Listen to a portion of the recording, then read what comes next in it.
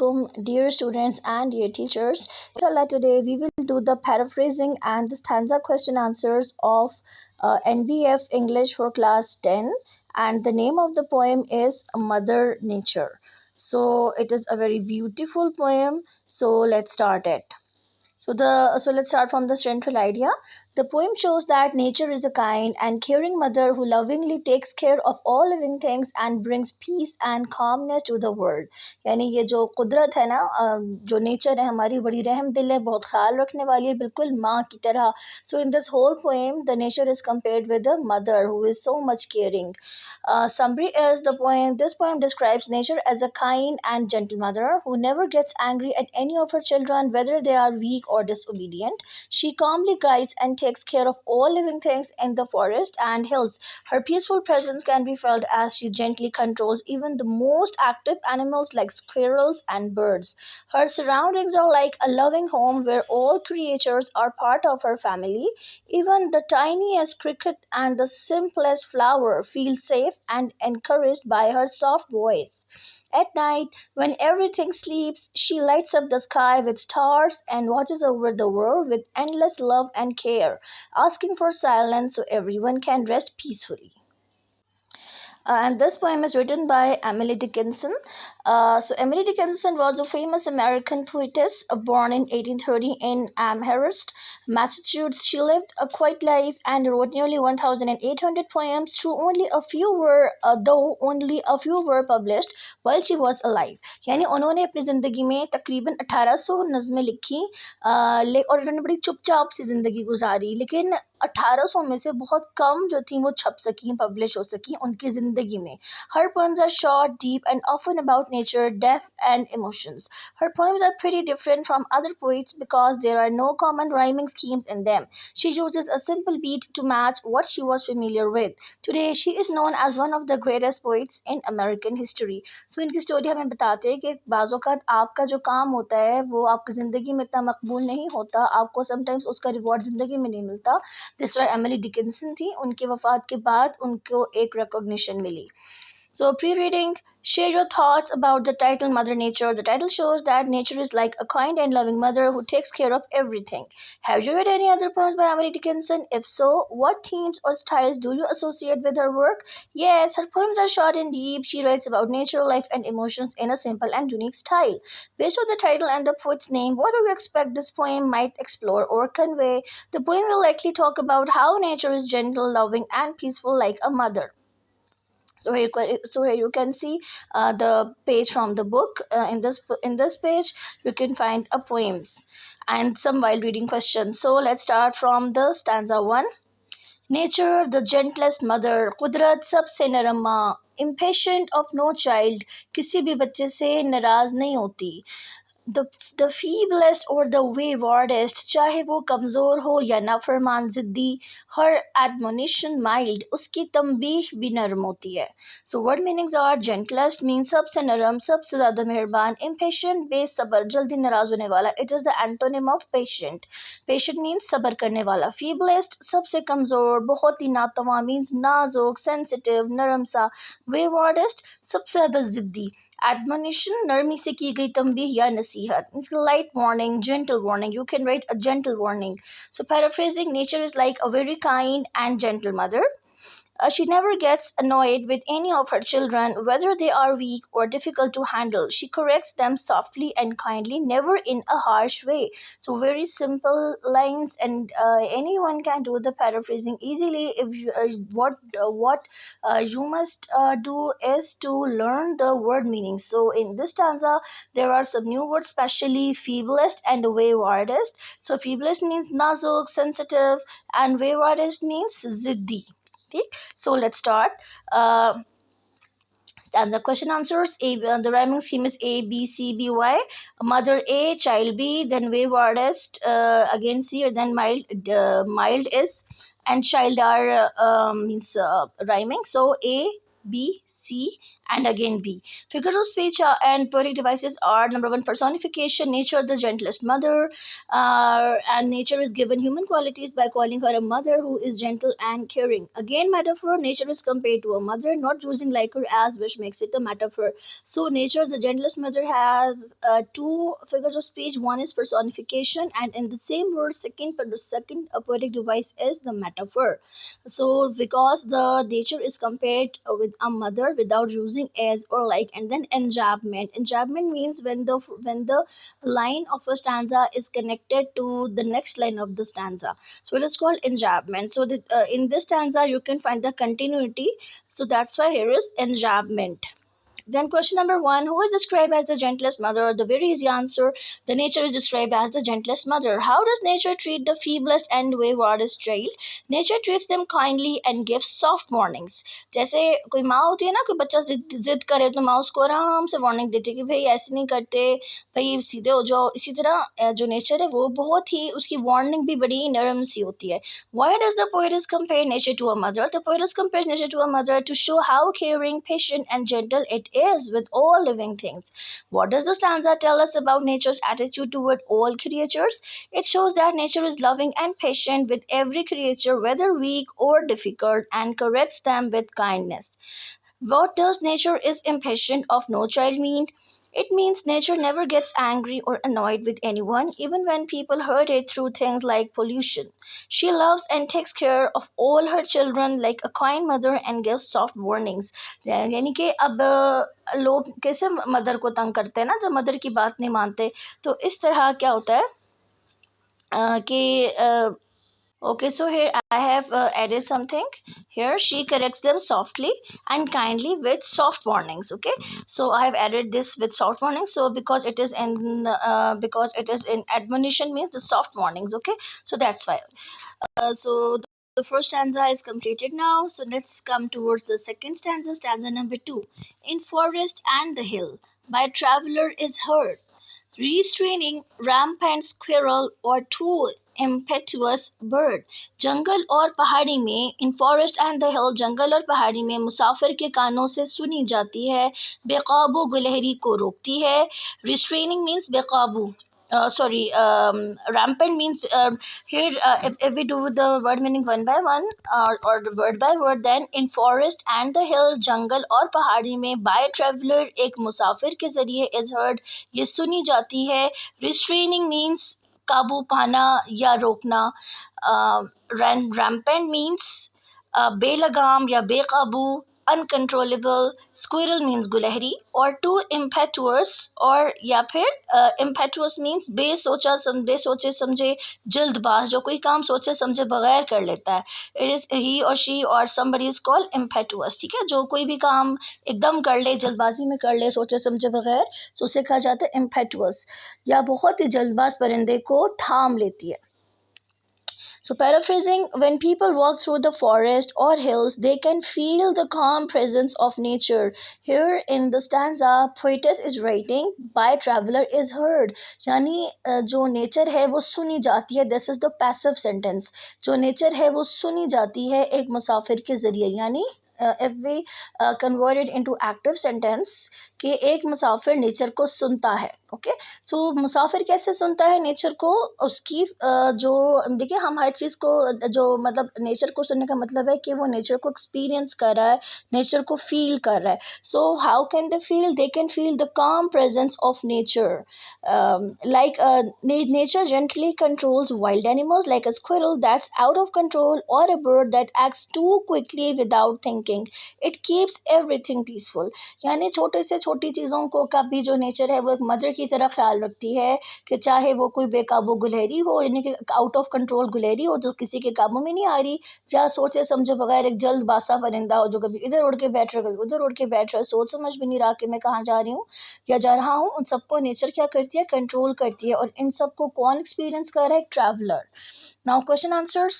The rhyming scheme is A, B, C, B. Figures of speech are: number 1, imagery. In forest and the hill, this stanza is filled with beautiful visual imageries. In forest and the hill, rampant squirrel यानी rampant squirrel क्या मतलब है, हमने क्या पढ़ा था ऊपर कि बेकाबू सी गुलेरी, an impetuous bird और एक जल्दबाज सा परिंदा. So these all are the visual imageries.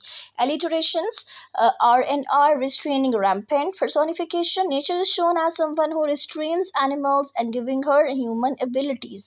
कि यानी एक ऐसी चीज़ जो कि इन सब चीज़ों को कंट्रोल कर रही है, तो क्या दी गई है इसको human abilities. And then again enjambment, because the lines of the stanzas are interconnected.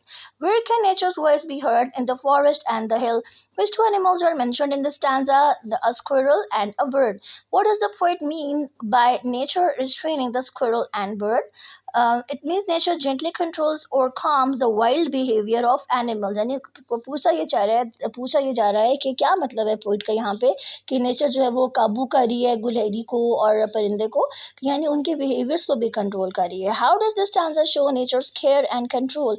It shows that nature lovingly keeps even the wildest animals in balance without being harsh. Which thing is heard by traveler? Nature's voice in the forest and the hill is heard by traveler. What does nature's voice in the forest and hills mean?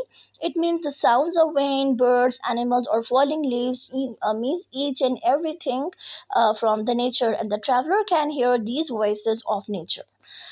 Stanza 3, how fair her conversation, a summer afternoon, her household, her assembly, and when the sun goes down. कितनी खूबसूरत है उसकी बातचीत एक गर्मी की दोपहर में, उसका घराना, उसकी महफिल, और जब सूरज गुरूब होता है. फेयर मीन्स खूबसूरत या दिलकश, कन्वर्सेशन बातचीत, यहाँ पे क्या मतलब है, कुदरत की खामोश और पुरसुकून ज़ुबान या अंदाज.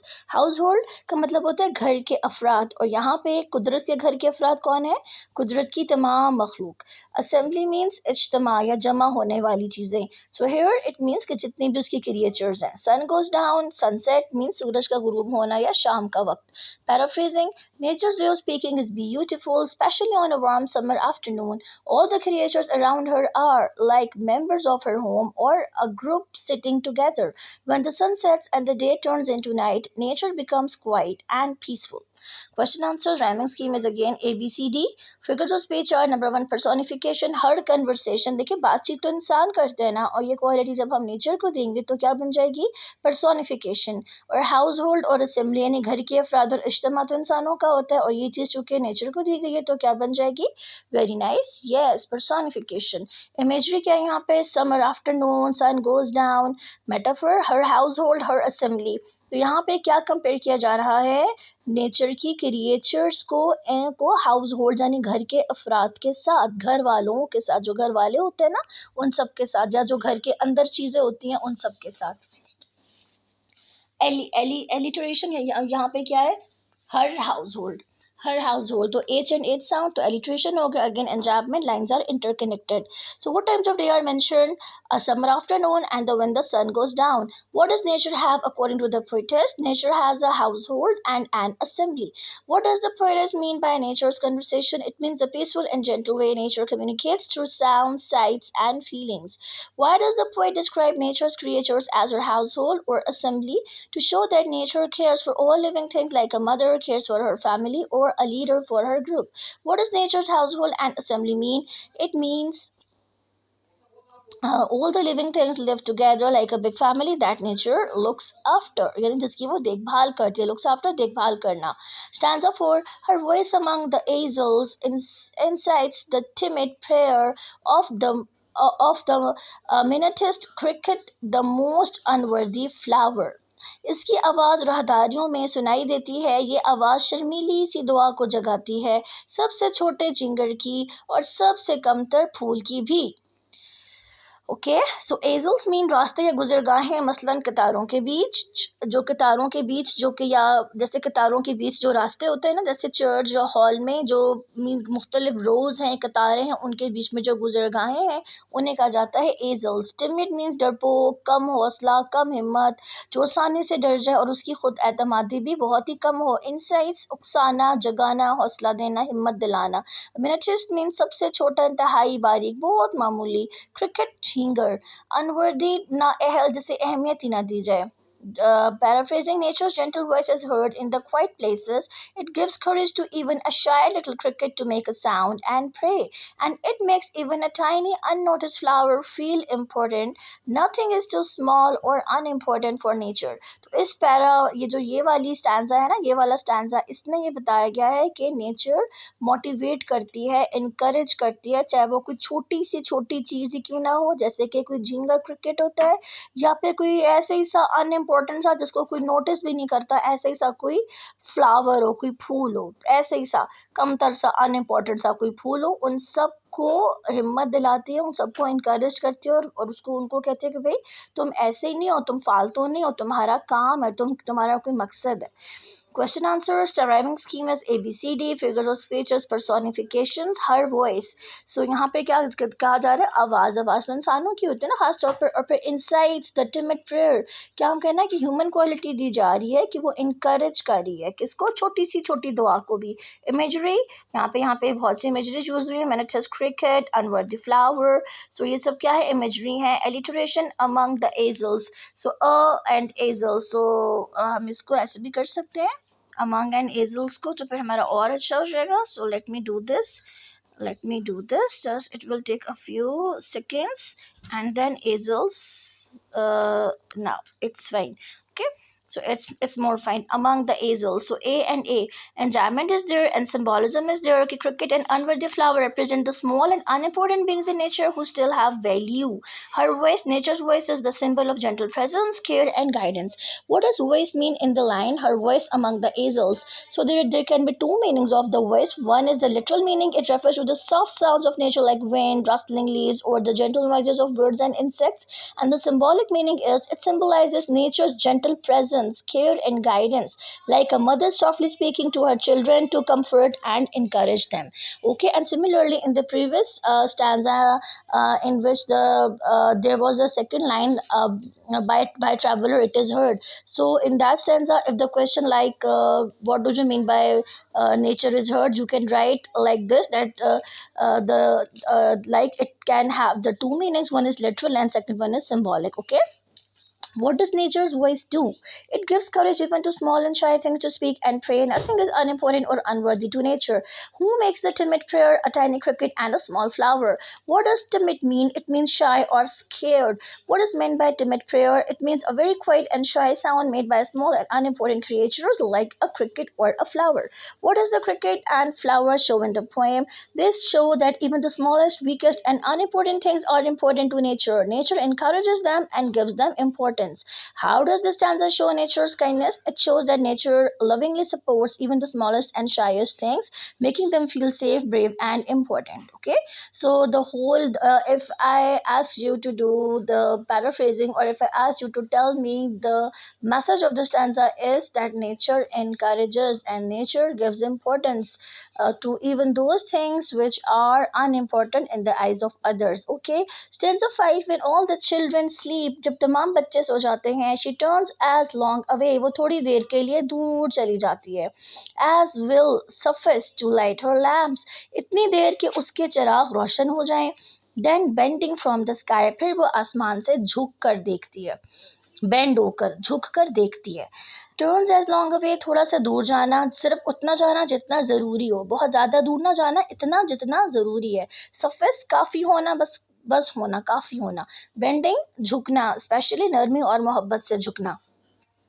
Paraphrasing, at night when all living things are sleeping, nature quietly moves a little to let the stars shine in the sky like small glowing lamps. She doesn't go far, just enough to light up the night. Then, like a gentle and caring mother, she bends down from the sky and lovingly watches over everything as they rest. जिस तरह कोई mother होती है ना, अपने बच्चे को सुलाने के बाद झुक कर चेक करती है कि हाँ सब ठीक है ना, कितना प्यारा है, मोहब्बत से देखती है उसको. इसी तरह नेचर हमें ऊपर आसमान से देखती है. क्योंकि उतना दूर के कितना ज़रूरी था। और फिर क्या करने गई, लैम्प्स की तरह सितारे जगा, सितारों को रोशन करने गई। Rhyming scheme is ABCD, figure of speech is personification. Nature is described as a mother of children, so it is given human qualities. She turns as long away to light her lamps and bending from the sky. These all lines are showing the human-like qualities given to the nature. Imagery, the poem creates a peaceful nighttime scene. Light her lamps, bending from the sky. These are all the visual imagery. Metaphor, lamps, comparison of stars to lamps without using like or as. Then symbolism, children symbolize all living things and the lamps symbolize stars or natural things, or the natural light in the sky. What does children mean in the poem? In this stanza, children refers to nature's children. It means all living things or all living creatures in the world, like humans, birds, animals, plants, insects, etc. What are nature's lamps in the poem? The stars in the night sky are called nature's lamps. What happens when nature's children sleep? Nature lets the stars shine in the sky while everything else rests. What does bending from the sky show about nature? It shows that nature is caring, like a kind mother watching her sleeping children from above. What does she turns as long away mean in the poem? It means nature moves a little far for a short time, just enough to let the stars shine in the sky. She doesn't leave completely, but still watches over everything with care. यानी वो मतलब है कि कितना दूर जाना, इसका मतलब है कि बस इतना जाना जितना ज़रूरी था, और वो कितना दूर जा रही है कि बस स्टार्स को ज़रा स्टार्स को चमका दे, और उसने मुकम्मल तौर पर छोड़ नहीं दिया अपनी मीन्स कि अपने बच्चों को, यानी अपनी क्रिएचर्स को, बस इतना गई है, इतनी दूर गई है कि वहाँ से भी वो देख सकती है. Okay, what does the poetess mean by nature lighting her lamps? She means that nature brings stars into the sky and at night to softly light up the world. अब इतनी तेज रोशनी अभी नहीं करती, जैसे रात को हल्की हल्की मध्यम रोशनी होती ना, तो फिर ये बताया जा रहा है. What do nature's actions like turning away and bending tell us? These actions show that nature is gentle and caring, always looking after the world like a caring and loving mother watching over her children. Now it is exercise question number 2. How does the poet depict nature's actions during the time when all the children sleep? Following are nature's actions. She turns away. This means nature slowly moves as night begins. She lights her lamps. She lets the stars shine in the sky, and she bends from the sky. Means nature is bending down to watch over the world. Now, stanza number 6. With infinite affection, ला मतनाही मोहब्बत के साथ, and infinite care, और उससे भी बढ़कर ख्याल रखने के साथ, her golden finger on her lip, उसकी सुनहरी उंगली उसके होंठों पर है. Wills silence everywhere, वो हर तरफ खामोशी चाहती है. Here the word means infinite, and infinite means लामहदूद, बेइंतहा, affection, मोहब्बत, शफकत, infiniter, ज़्यादा लामहदूद, बेहद्दो हिसाब, wills, चाहना, ख्वाहिश करना, wishes means. Paraphrasing, with great love and care, nature puts her finger to her lips as if she wants and asks the world to stay quiet and silent. जैसे हम अपने होंठों पे उंगली रखते हैं, कहते हैं बस चुप, चुप, है ना, होंठों पे उंगली रखते हैं, तो ये चीज़ बताई जा रही है. Then everything becomes completely still and peaceful. Okay, so उसकी विश क्या है? शी वॉन्ट्स, वो क्या चाहती है कि सब लोग चुप हो जाएं और सब लोग साइलेंट हो जाएं. क्यों? ताकि हर तरफ सन्नाटा हो, हर तरफ अमन हो, और सब लोग जो है कुछ रेस्ट कर सकें. Rhyming scheme is ABCB. Why ABCB? You can check. Affection A, care B, again lip C, and then everywhere. Care and everywhere is rhyming, so again B. So A, B, C, B. Then figures of speech are personification. Nature is given human qualities like showing love, care, and making a gesture for silence. Her golden finger on her lip. जैसे हम चुप करते हैं, चुप हो जाओ, होंठों पर उंगली रखते हैं, so यही काम नेचर कर रही है. So it is personification. Will silence everywhere. वो ख्वाहिश कर रही है, वो चाह रही है. So ख्वाहिश करना क्या है? ह्यूमन क्वालिटी है ना. So this is personification. Imagery. I can write here, so आपको मज़ीद अच्छी तरह समझ आ जाएगा. Okay. He tries. Let me pause. Okay, so I have written her golden finger on her lip. Nature is putting her finger on her lips, which is human quality, and everywhere. Wills मतलब ख्वाहिश करना, चाहना. Nature wishes and wants. ख्वाहिश करना, that is human quality. Okay, so image, so that's why it is personification. Imagery, the poetess creates a calm and quiet nighttime scene through descriptive words. Her golden finger on her lip, will silence everywhere. So ये क्या चीज़ है? Imagery है कि आप जहन में ला सकते हैं, किसी ने अपने होंठों पे उंगली रखी हुई है, वो भी गोल्डन रंग की, और वो चाहती है कि सब खामोश हो जाएं. एक बंदे जैसे एक मदर है, उन्हें होंठों पे उंगली रखी हुई, चुप हो जाओ, चुप हो जाओ. So this is imagery. Alliteration penetration, infinite affection, a sound, and then and infinitor again, a sound. You can find it from the stanza. And symbolism: golden finger on her lip symbolizes nature is gently asking the world to be silent and peaceful. Silence symbolizes rest and calmness of night. Okay. Repetition of infinite affection and infinite care. So repetition of word infinite. Why does nature want silence at night? So that all living things can rest peacefully in silence. Why does the poetess use the words golden finger? Poetess uses golden finger to show that nature is gentle, loving, and very special, just like something made of gold. What kind of feeling do we get from these lines about nature? We feel that nature is full of care, peace, and love for all creatures. What is metaphorical meaning of her golden finger on her lip? It means nature is gently asking for silence, like when someone puts a finger on their lips to say, "Be quiet." It symbolizes a universal gesture for requesting silence. It is a universal gesture, okay? How and why does nature will silence everywhere? Nature wants everything to be quiet and silent at night so all living things can rest peacefully. What traits of nature do these lines show? These lines show that nature is loving, caring, peaceful, and acts like a gentle mother. So here you can see some word meanings, which this is given at the end of this poem, which is glossary. So you can check here. And now let's discuss the while reading questions. What imagery is created by the description of nature as the gentlest mother? It makes us imagine nature as a very kind and loving mother who cares for everyone with patience. As we read about nature's conversation and household, what emotions or atmosphere are evoked? It gives a soft and calm. Evoked means ubharna, jagna. It gives a soft and calm feeling like being in a peaceful home where everyone is safe and cared for. Consider the role of the sun going down in the poem. How does it affect the scene and the mood? When the sun goes down, everything becomes quiet and peaceful. It feels like nature is helping the world to sleep. What significance do you find in the mention of the timid prayer of the cricket and the most unworthy flower? It means that even the smallest, shy, or simple things are important to nature. It listens to and loves them too. How does the poetess characterize nature's relationship with her children, specifically in the lines mentioning the feeblest or waywardest? Poetess shows that nature is loving to all, whether someone is weak or naughty. Nature still cares for them gently and kindly. So, a beautiful poem is ended now. Um so I hope that you would understand it. And if there is any problem or if there is anything which you can't understand, you can ask me in comment. Inshallah, I will reply you all. And I hope that you all would understand. So thanks for watching and thanks for listening. Assalamu alaikum warahmatullahi wabarakatuh.